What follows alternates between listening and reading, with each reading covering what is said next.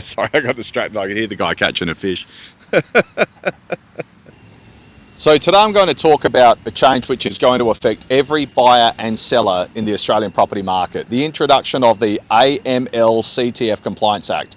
That's the Anti-Money Laundering and Counter-Terrorism Financing Act. The Australian government believes that as much as $15 billion a year is being laundered here in Australia, and as much as $10 billion a year of that may be laundered through our property market. So they've introduced these new laws. Now that's going to require real estate agents to identify and verify both the buyer and the seller.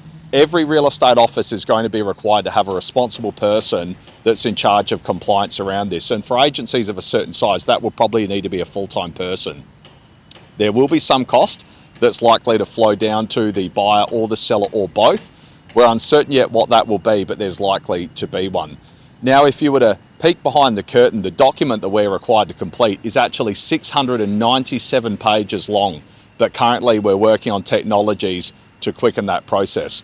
It will involve things like citing IDs, looking up names on watch lists, looking for politically exposed people or people that have been flagged as terroristic threats.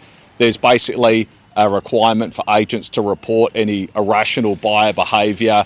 And if an agent gets this wrong, not only are the fines astronomical, it could lead to something as serious as prison time. They've noticed a lot of irregular buying behaviour, people that particularly are buying around Sydney and Melbourne. Fortunately, Adelaide's not as affected as other states traditionally, but luxury markets, off-the-plan sales, new high-rise apartment complexes, they've noticed very irrational behaviour. People carelessly overpaying for property, people buying property without really scrutinising the house or the area, buying a large number of apartments in one building and then not bothering to rent them out, just sitting on them, buying and selling very quickly, selling at a loss and seeming indifferent about it. These are all the sorts of things that they're really zeroing in on. And we know that these sort of sales can definitely pervert the market. They can pervert values in an area.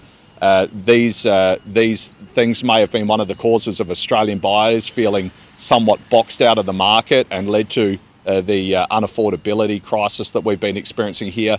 So it's very, very early days. It comes into effect on the 1st of July. Information's only just now being fed out to the industry, but it will be a very interesting space to watch. So if post the 1st of July you suddenly find that the real estate agent's asking you a whole flight of questions that you've never heard of before, it's likely it's related to that.